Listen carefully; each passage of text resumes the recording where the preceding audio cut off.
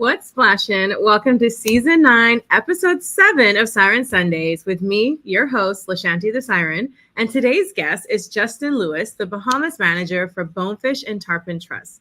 Welcome back to the show, Justin. Thank you for having me, Lashanti. Great to be back. Yeah, I love having you on the show because I get so excited to hear about all the work that you're doing. And before we jump into that, even though you have been on the show before, I always think it's super helpful for any new viewers that are tuning in live to just find out, who are you? What do you do? What's your background? How did you become the Bahamas manager at Bonefish and Tarpon Trust? So that's a semi-long answer, but it was a long road. So I'm from Grand Bahama, grew up here, went away to boarding school in Canada for a little bit, and then went to St. Francis Xavier in Nova Scotia to do my undergrad in marine science. And then right after that, I went to the University of York in England to get my master's in marine science.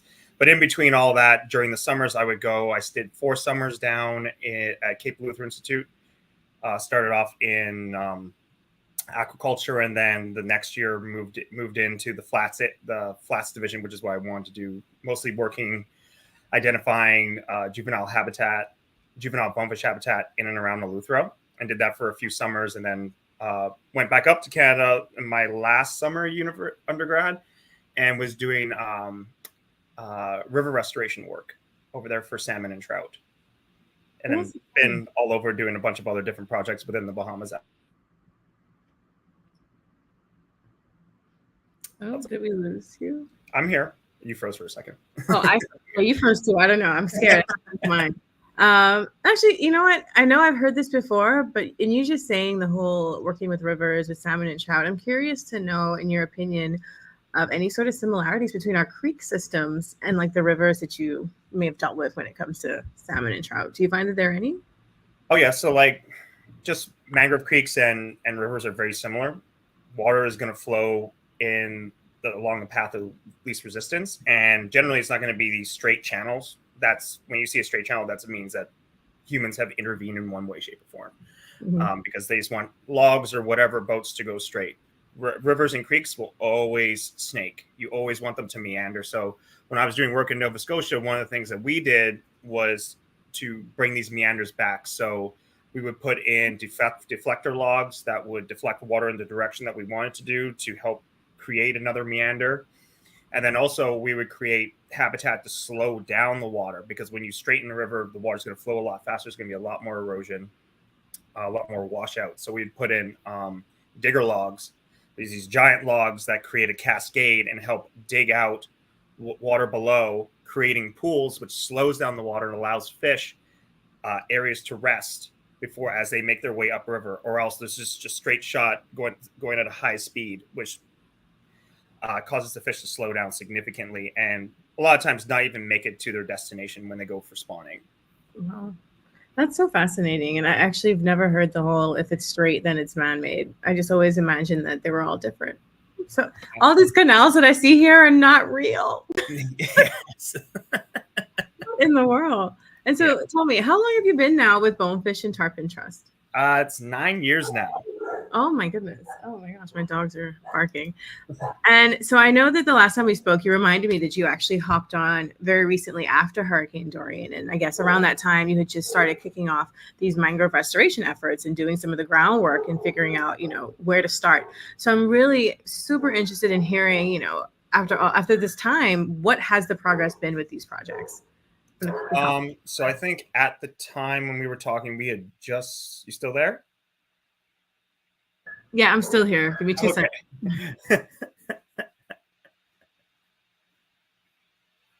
You can still answer the question. I just. Oh, okay. Sorry. No. So I think after the last time we talked, we had just started planting. So I think that was like 2021. And so after dealing with issues with permitting, as I'm sure that's been discussed on the show a bunch of times, and then just overall logistics, trying to figure out how we're going to do this project. To date, I've lost count of how many plantings we had, but we've planted 58,000 mangroves with a goal of hitting 100,000 by the end of 2024. Wow. And in that time, we've probably had probably thousands of people help us with this project. So this project is not just about helping kickstart recovery, but we're using it as, even more importantly, as an education tool. both for the schools and in the local community, and also as more widely across the Bahamas, people seeing the work that we're doing, because historically in the Bahamas, mangroves have been seen as these swampy, mosquito-filled wastelands that no one wants to be around, just wants to get rid of. But through the work that we've done, Perry Marine Institute has done, Waterkeepers Bahamas National Trust Brief has been bringing awareness that mangroves are actually super important. They're not just these wastelands. They are like the epitome of biodiversity next to coral reefs in the Bahamas. And more importantly, they are very important to coastal resiliency, especially with climate change. We're getting more intense storms in the Bahamas every year. So, I think I love the recent push now on the awareness that people have been gaining about mangroves, and especially the fact that you just talked about the coastal resilience. I start to hear people who are not in the sector, in the conservation environmental space, say things like, oh yeah, the mangroves help prevent erosion, like they break the waves up. And I'm like, finally, like we're starting to see this. And hopefully, we stop filling in our wetlands and cutting down our mangroves and really start to appreciate the value that they bring to our development and your investments, people. Like mangroves are important. But I am curious to have you kind of talk about the process that you guys go through when it comes to, you have to, obviously it's red mangroves that you guys have been planting, correct? Or have you? Okay. And so yeah, all reds. Right. So you go from propagules. Like how do you plant a mangrove? So it's a process. And it's different areas are labor intensive, others it's easier. But basically from start to finish, seed season starts in April, goes through October. At the height is June, July, August. And so we go out, there's areas in Grand Bahama, more western Grand Bahama, that still has a remnant population of adult mangroves that still produce large propagules. So we'll collect some from there, but mostly we're collecting from South Abaco. So nice thing about Dorian is a very concentrated storm. So South Abaco was basically spared. So there's still a ton of mangroves down there, healthy mangrove systems down there, that we were able to collect a lot of seeds from, because from the work that we've done just for Bonefish, we found that the Little Bahama Bank is a self-recruiting system. So, and that's from, we sent out theoretical particles from a spawning aggregation site in South Abaco. And based on the currents for that year, it showed that they get spread, they get sucked up past the southern end of Grand Bahama, sometimes goes into the southern end of Grand Bahama, goes up the north side, and then gets sucked back down onto the bank. So it's a self-contained system. And we don't get very much from the rest of from the southern and central Bahamas. So that's why we found it's really important especially for genetics, let's just stick to collecting from the Little Bahama Bank. We have taken some from Berry Islands, Andros, and Nassau because their genetics will be closer, and for logistics as well, it's just easier to stick to the northern Bahamas. And then once we collect the propagules from the trees, we're looking for mature propagules. So for those of you who don't know, propagules are the seeds that mangroves produce, and they are fully formed plants at that point in time. So as soon as you put them into the ground, they will produce roots, and they'll start to produce leaves within a couple weeks. We'll take the propagules and we'll take them to our nurseries. We have 4 nurseries, 2 in Grand Bahama, 2 in Abaco. And we will put them in troughs, and the troughs are pretty simple. They are made of 2x4s and plywood. We put a pond liner to hold water in it. We stack them up on center blocks, so it's just easier to move around them. And we have these cupper trays that are about 5 inches deep because we want to be able to create a large root base before we outplant these seedlings. And we keep them in the nursery for about 6 months to a year. And we have a mix, and the soil mixture that we use is a mix of potting soil and peat moss. The peat moss helps retain moisture. And the water mixture we use is brackish water. We just mix fresh and salt water just so that they're not shocked going into the wild. And so after they've been in the troughs for 6 months to a year, we usually plant 3,200 at a time. And we pull them out of the cupper trays. So we trim the roots first, pull them out of the cupper trays, stack them in buckets, take them out to whatever site we're going to with whatever volunteers or our crew, and use these dibbles. They're basically a giant spade. Make a hole. I like dibble. That's the technical term. Yeah. But they're giant spades. And you make a hole and put it in, cover it up, and move on to the next spot. But what's really important is our site selection. So we're not just planting wherever. Yes. We are focusing on areas that either one have a high probability of erosion. Like say there's this one creek in particular in East End. It's called Romer Creek. That's where the ferries and a lot of boats go back and forth from Grand Bahama and Abaco. So there's going to be a lot of wave action, a lot of erosion. Right. And most of the plants are dead out there. Mm. So we planted a lot out there to help stabilize that shoreline. But then also we're planting in areas where there was historically large adult red mangroves, that these are areas that have higher nutrient concentrations that allow these plants to get to adult size and produce proper yields, because we want them to reseed the surrounding areas that we can't get to. And Mother Nature's way better than we are. So we're just trying to help kickstart recovery rather than replant every tree that was lost. Yeah, and I love that you mentioned earlier that this is not only happening in Grand Bahama, it's also in Abaco that you guys have been planting.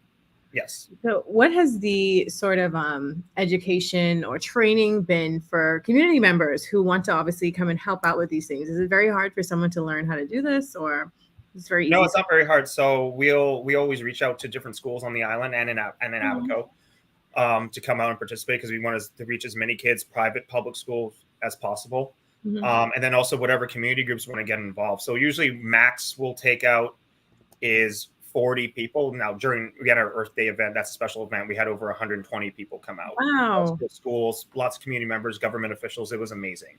Having a bunch of people out. And so when we do the plantings, we walk everybody through the process, and then I'm walking around, other than the guys from Mang and the rest of our crew are walking around making sure people are doing it properly. But on a larger scale for training, what we did actually this spring was we worked with Mangrove Action Project. They are a worldwide organization. They go around the world helping people out with mangrove restoration projects and training. So we brought them in. We did a weeks long workshop. We had close to 50 participants. Awesome. Mostly community members, especially from East Grand Bahama. And they learned everything there was to learn about mangroves and mangrove restoration. And to finish it off, we had a mangrove planting, kind of just to bring that all together holistically. That's so inspiring. I think I love that I'm hearing that throughout this whole process, you guys have involved the community members. When it came time for site selection, did you guys also speak with community members about, where they think mangroves should go? Or was this all like strictly science has told us and community members are just kind of going along with that?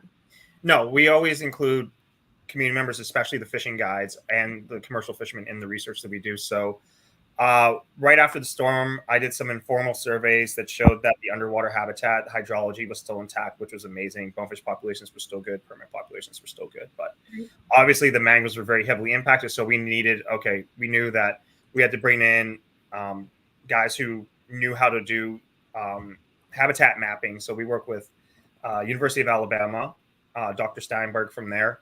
And we did ground truthing both in Grand Bahama and Abaco. So we took data points all around both islands, and then overlaid them on maps to help map out the extent of the destruction. So for Grand Bahama, we found it was 73%, which is 22,000 acres, and Abaco is 40%, which is 20,000 acres.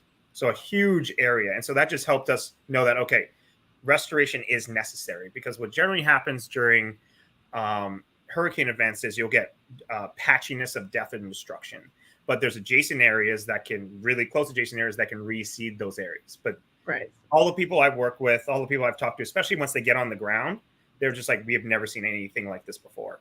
And so I work very closely with the fishing guides and the commercial fishermen in both islands. And so we, using a combination of the maps that we did and their knowledge, we have been able to pick appropriate sites for restoration. And they're also out with us doing the planting as well.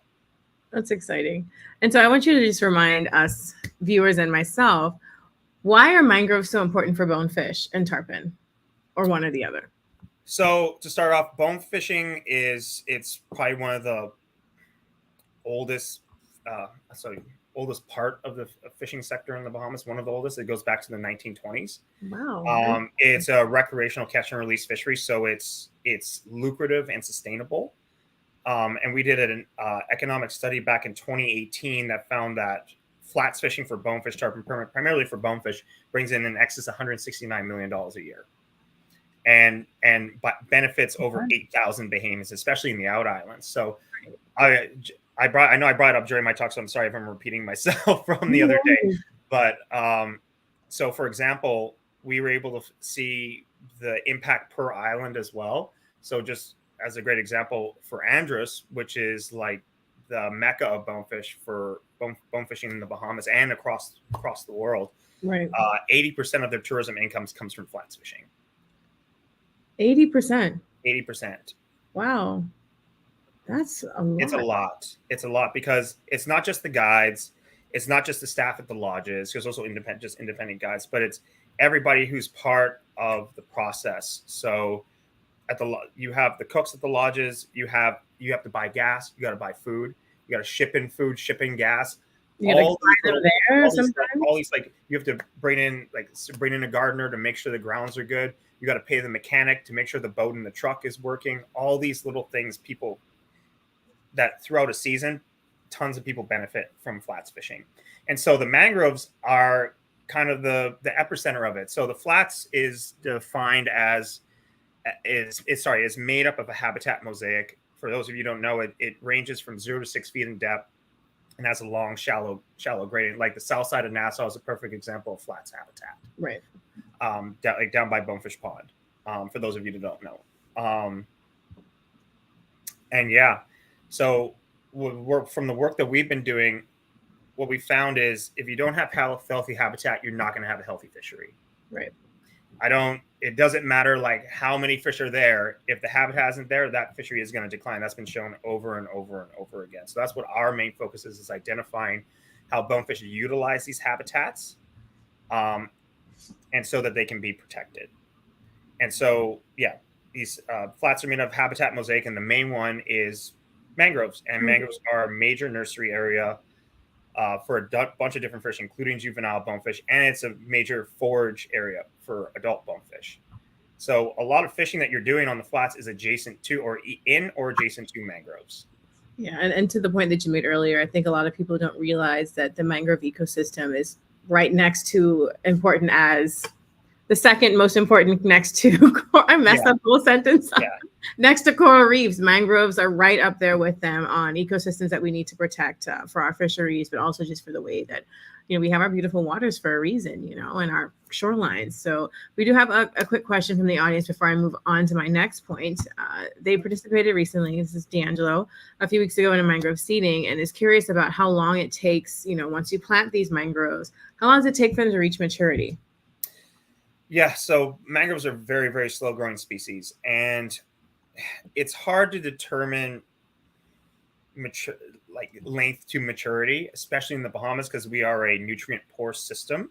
So you'll have mangroves that are 10, 15 feet tall, and right next to them, you have mangroves that are 1 to 2 feet tall. Wow. So those are what we call dwarf red mangroves, and they're stunted growth due to generally a lack of nutrients. And there are areas where we have what we call large fringing mangroves, and that's an area where there's usually a lot concentration of nutrients for multiple different reasons, like especially along mangrove creek channels, there's going to be a lot more nutrients in that area than it is outside of it. Wow. So the general rule of thumb is mangroves will start producing propagules in 3 to 5 years. The Bahamas, it's longer. It's probably going to be closer. It's probably going to be 5 to 10 years. Wow. They're that slow growing, unless they were next to an area where there's a ton of productivity, like a dump, for example. I hate to say that, when a lot of dumps are near mangroves and those mangroves are tall. That's not to encourage anyone out there to dump in mangroves. That does not mean dump in mangroves. That does not mean dump in mangroves. And and I was going to ask you, what areas are found to be more nutrient rich? So I guess it does have a lot to do with, maybe runoff more than anything. Yeah. Wow. Not necessarily. So like I use the mangrove creeks, for example, like there are areas there are mangrove creeks in the middle of nowhere. There's no runoff there. It's just that the creeks allow for a concentration of nutrients, and then with the mangrove roots, it slows down the water, allowing any nutrients or sediment particles to settle in.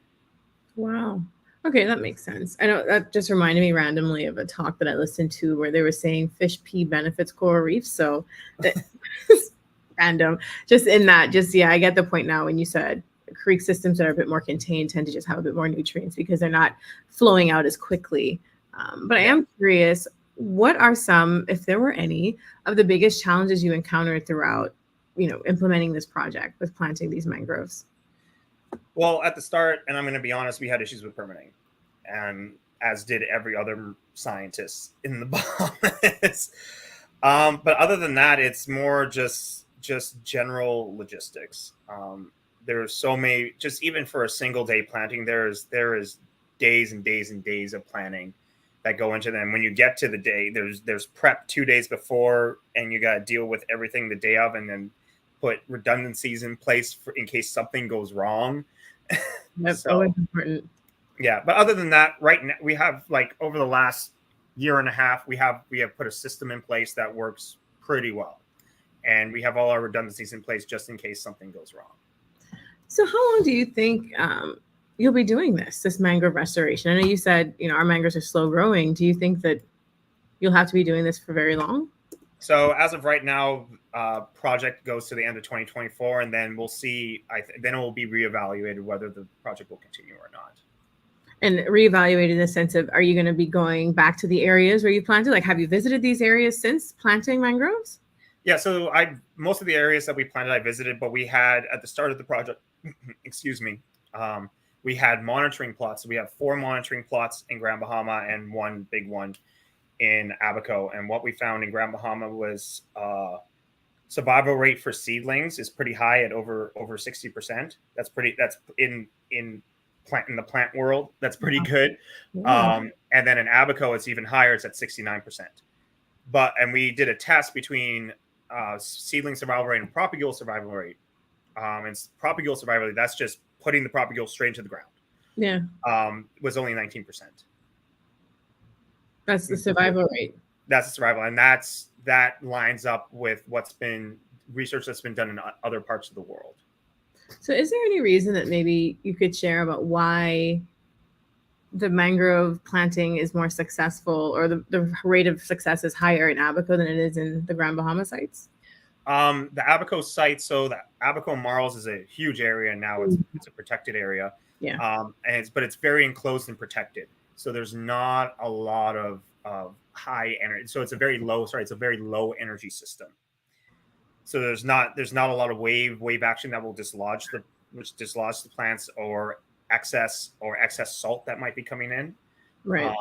Whereas Grand Bahama, these shorelines are a lot more exposed. There's higher salinity, so survival rate is just a little bit lower due to that.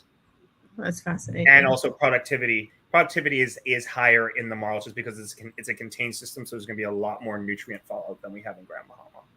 Right. And I hope I'm not, I should know better if I am saying something that's a bit taboo, but have you guys considered almost kind of giving like sort of a fertilizer or a nutrient boost to some of these areas? No, you don't want to put in any excess nutrients because you don't know what the effects might be. We just let nature do its thing. We're just trying to help Mother Nature along. Good idea. Don't listen to me, people, because I definitely, after I said that question, I did think about, oh, yeah, because it's not going to stay in that area. It's not like putting it in soil and it just sits there. It's definitely going to cause a lot of other effects to other ecosystems that are nearby.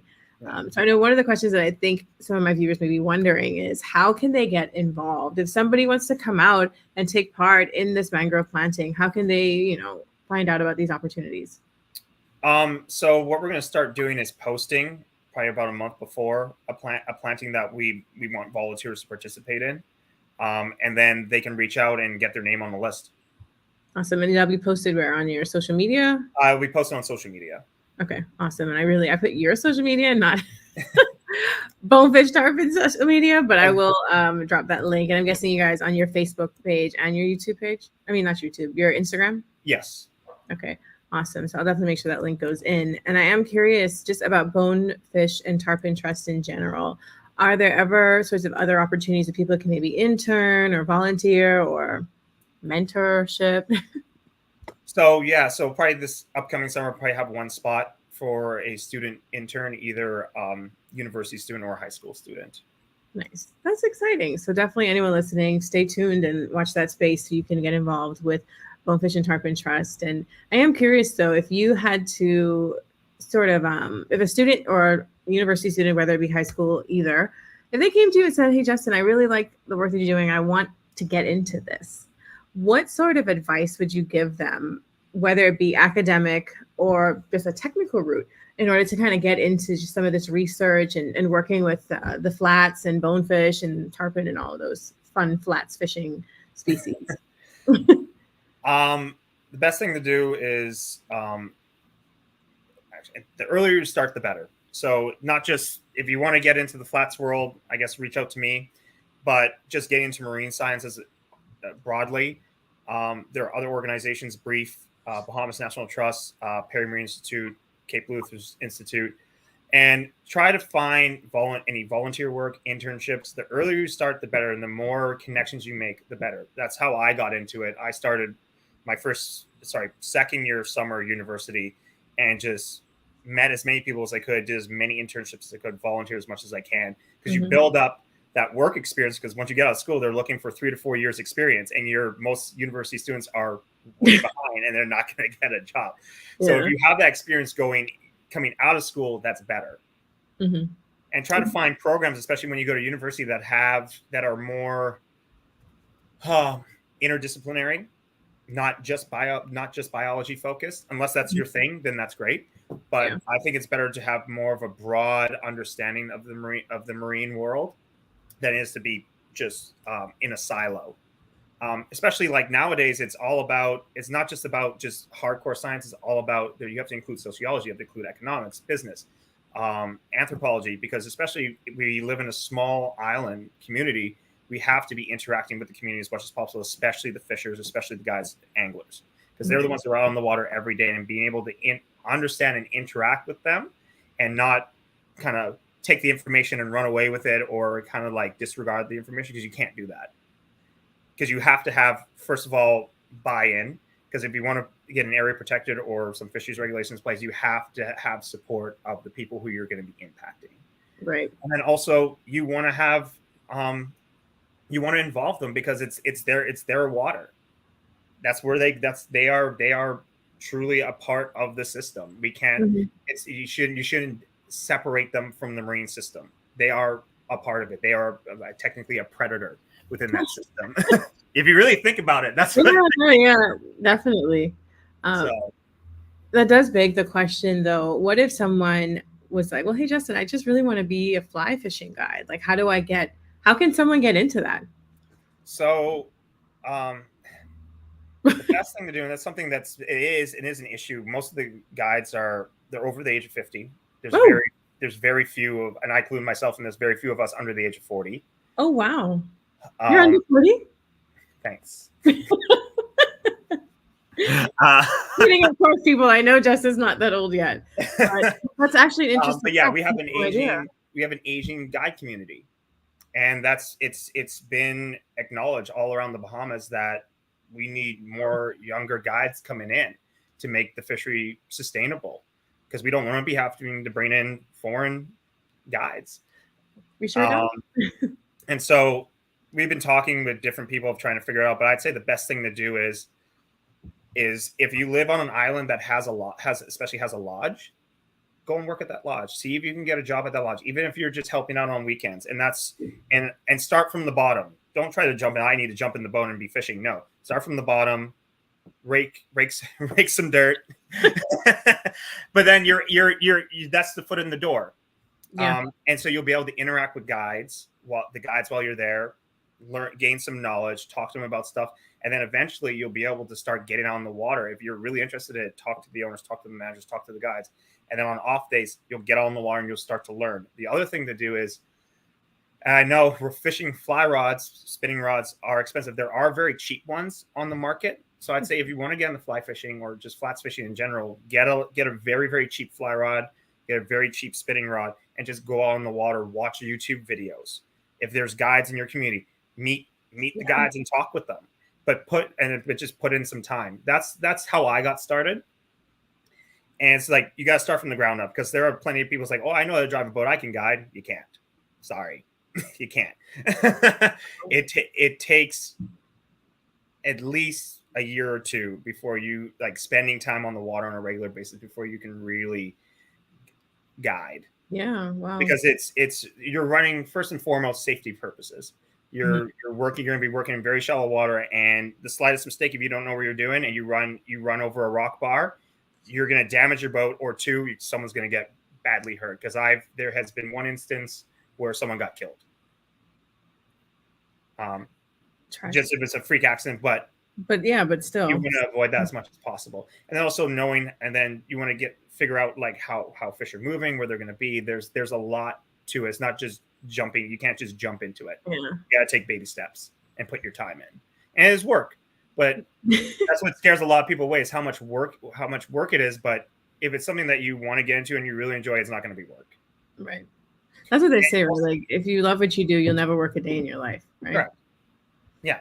And you meet a lot of interesting people along the way. Like the people who are coming here are very affluent and super smart, and the amount of things that you can learn on the boat just from talking to them on every day is amazing. You know, I do want to take it back to the point you just said when you said that's how you got started.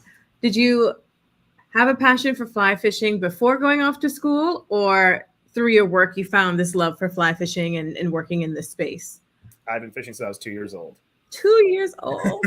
I started fly fishing when I was like 8 or 10 years old. 8 years old.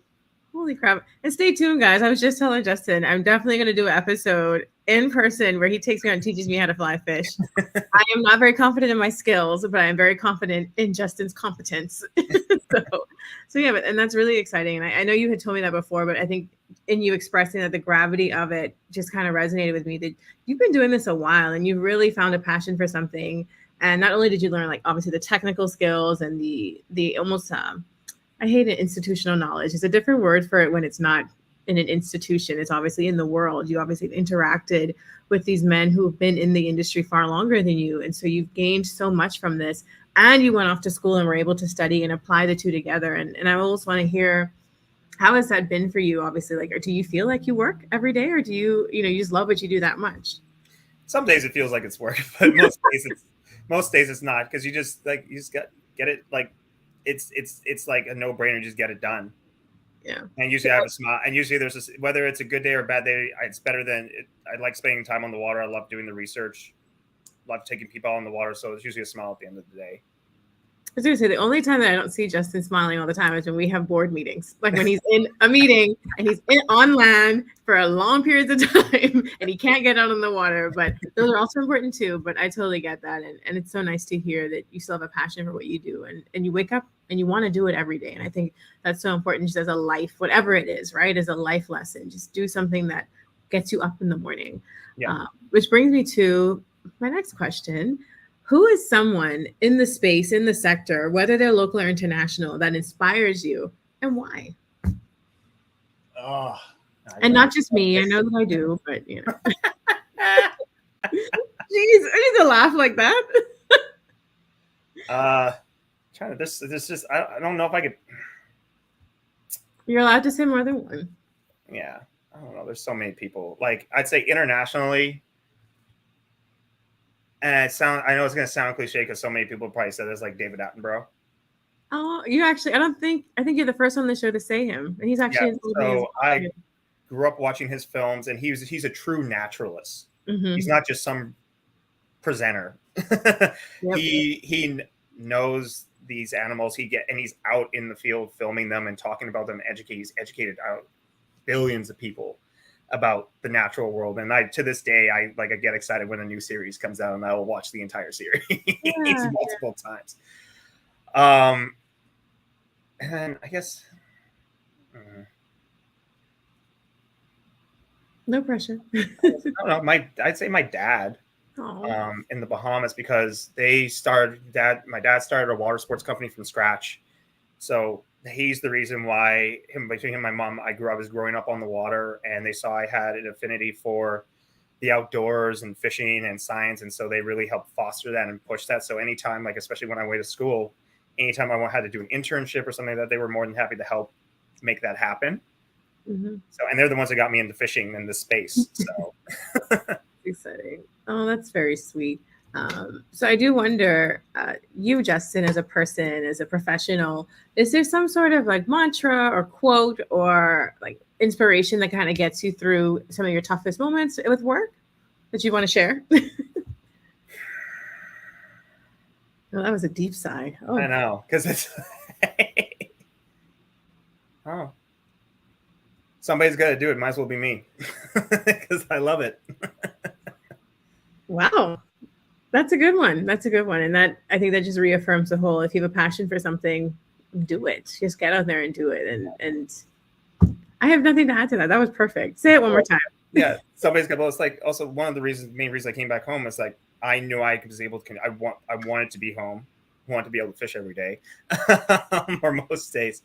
But I knew I was going to be able to contribute positively to the Bahamas because there's, as you know, the amount of us in the space is growing. But back in the day, there wasn't many of us, if any.